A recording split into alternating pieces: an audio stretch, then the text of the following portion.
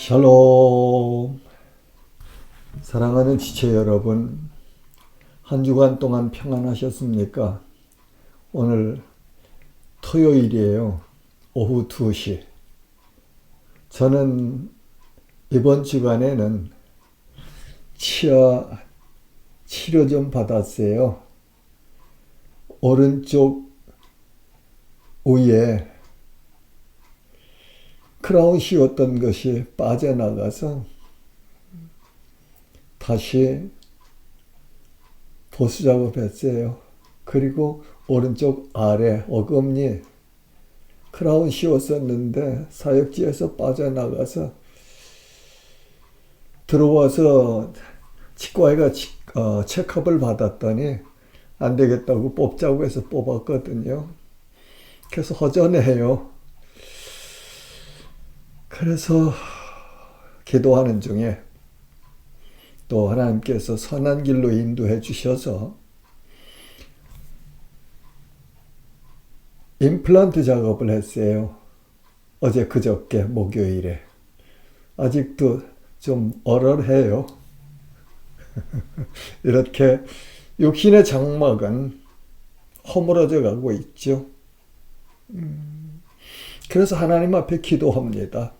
하나님, 생명 주시는 날까지 담대하게 우리 주 예수 그리스도의 복음을 명확하게 전하며 살다가 주님 품으로 가고 싶습니다.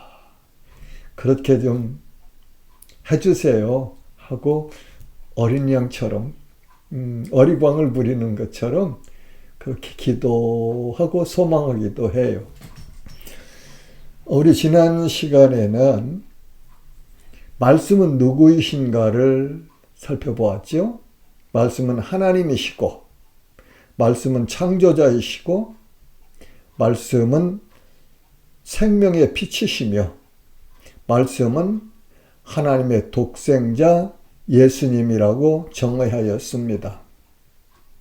요한복음 1장 14절 말씀은 말씀이 육신이 되어 우리 가운데 거하심에 우리가 그의 영광을 보니 아버지의 독생자의 영광이요 은혜와 진리가 충만하더라. 이렇게 말씀이 육신이 되어 우리 가운데 오신 하나님의 독생자이신 예수 그리스도, 이 시간에는 그럼 왜 말씀은 이 세상에 오셨는가? 라는 질문을 가지고 성경을 통하여 공부하면서 우리에게 향하신 하나님의 사랑과 은혜를 나누어 보고 싶습니다. 이 시간 하나님의 사랑과 은혜가 성령님의 조명하심으로 우리 모두에게 성령으로 충만해지는 시간이 되기를 간구합니다. 요한복음 20장 31절에서 요한 사도는 왜 이 복음서를 기록하는지에 대한 기록 목적을 다음과 같이 밝힙니다. 오직 이것을 기록함은 너희로 예수께서 하나님의 아들 그리스도이심을 믿게 하려 하며 또 너희로 믿고 그 이름을 힘입어 생명을 얻게 하려 함이라고 말씀하시네요. 예수 그리스도는 하나님의 아들이시고 또 그 예수 그리스도를 믿어 하나님의 은혜 안에서 생명을 얻게 하려고 이 요한복음을 기록했다고 가르쳐 주십니다. 사랑하는 지체 여러분, 우리는 예수 그리스도를 우리 주님으로 믿는 사람들이에요. 성도예요. 하나님의 자녀예요. 하늘나라 시민권자예요. 하늘에 속한 사람들입니다. 땅에 살지만 이 세상에 속하지 아니하였고 하나님 나라에 속한 하나님의 자녀들입니다. 놀라운 이 은혜의 비밀을 우리가 믿음으로 붙잡고 이 땅에 살아가면서 사는 날 동안 생명의 빛이신 예수 그리스도 안에서 세상의 빛으로 살아가면 참 좋겠습니다. 요한복음 1장 12절은 영접하는 자 곧 그 이름을 믿는 자들에게는 하나님의 자녀가 되는 권세를 주셨으니, 예수 그리스도의 이름을 믿는 자에게는 하나님의 자녀가 되는 권세를 주셨다. 사랑하는 지체 여러분, 하나님의 자녀가 되는 길은 다른 길이 없습니다. 오직 하나님의 독생자이신 예수 그리스도, 그분을 믿는 믿음을 통해서 하나님의 자녀가 될 수 있습니다. 그 다음에는 요한복음 3장 16절 말씀은 그를 믿는 자마다, 하나님의 독생자이신 예수 그리스도를 믿는 자마다 멸망하지 않고 영생을 얻게 하려고 오셨다고 우리에게 말씀하시네요. 하나님의 독생자이신 예수 그리스도를 믿는 자마다 멸망하지 않고, 이 세상에 태어난 모든 사람들이 이미 멸망 속에 빠져 있는데 그 멸망에서 건지셔서 하나님의 생명인 영생을 얻게 하려고 오셨다고 말씀하십니다. 그 다음에는 마태복음 1장 21절에는 그가 자기 백성을 그들의 죄에서 구원할 자이심이라고 말씀하십니다. 자기 백성, 하나님께 선택하신 백성, 하나님의 생명책에 기록되어 있는 그 이름들, 자기 자녀들, 자기 백성들을 그들의 죄에서, 사망에서 생명으로 옮겨주시고 사망에서 구원하려고 오셨다고 말씀하십니다. 구원자이신 예수 그리스도, 그분을 믿는 믿음이 이 세상에 가장 지고한 복이다, 그렇게 정의하고 싶습니다. 다음에는 마가복음 10장 45절은 인자가 온 것은 섬김을 받으려 함이 아니라 도리어 섬기려 하고 자기 목숨을 많은 사람의 대속물로 주려 함이니라고 말씀하십니다. 대속물, 하나님 앞에서 죄를 속함받는, 용서받는, 속죄함 받는 그 사건에는 반드시 희생제물이 필요한데, 예수 그리스도께서 우리의 죄를 대신하여 하나님 앞에 희생제물이 되시려고 오셨다. 그렇게 성경은 우리에게 가르쳐 주십니다. 모든 사람이 다 죄인입니다. 참 싫지요. 듣기 싫지요. 당신 죄인입니다 하면은 참 싫죠. 나도 싫었거든요. 나도 참 싫었었어요. 언제 예수 그리스도를 주님을 믿어서 거듭나기 전에는 나는 성경이 나에게 너 죄인이야 하는 말씀이 참 싫었었죠.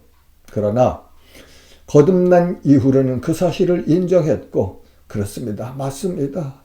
나는 도저히 용서받을 수 없는 그런 죄인이라는 사실을 늘 깨닫고 고백하고, 지금도 그 죄를 용서해 주신 하나님의 은혜를 감사하고, 그리고 그 죄를 용서하기 위해 십자가에 못 박혀 죽으신 우리 주 예수 그리스도의 그 놀라우신 은혜가 감사하여서 이 복음을 전하면서 마지막 순간까지, 생명을 다하는 그날까지 예수 그리스도의 생명을 복음에 붙잡혀서 이 은혜의 복음을 전하고 싶은 마음으로 간절합니다.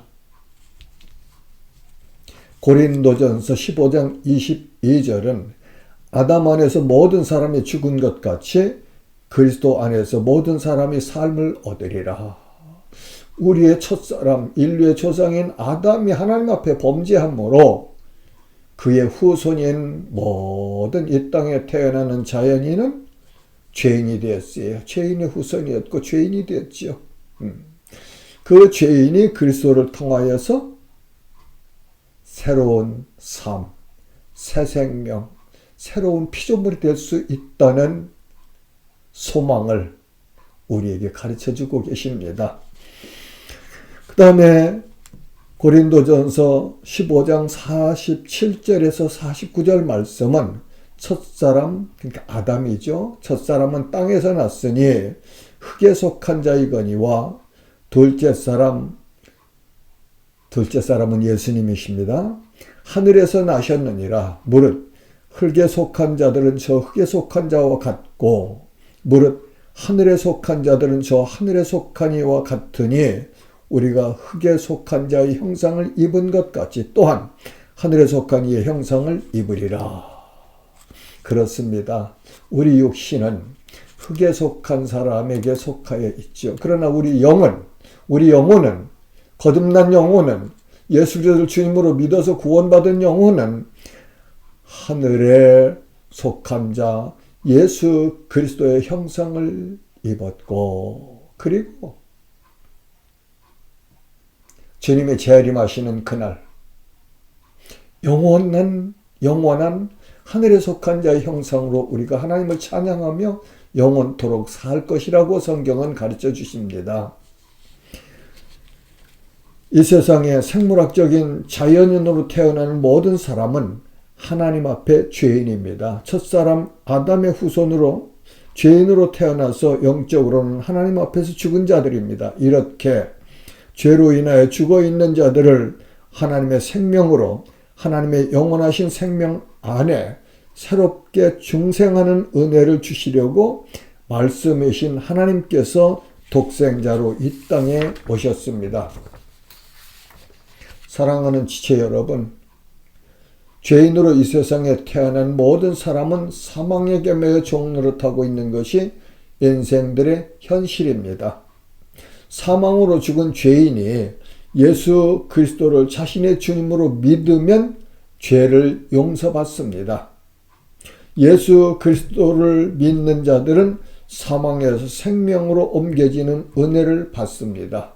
그러므로 예수 그리스도를 믿는 자들은 하나님의 자녀가 됩니다.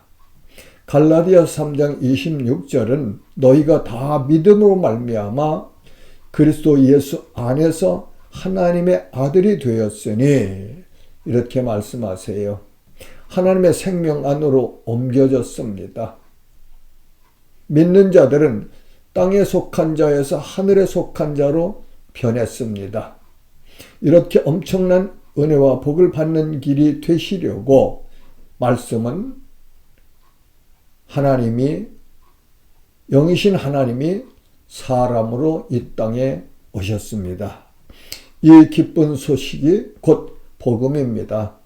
이 기쁜 소식이 되신 예수 우리 주님 그리스도의 이름을 널리 전하여야 합니다.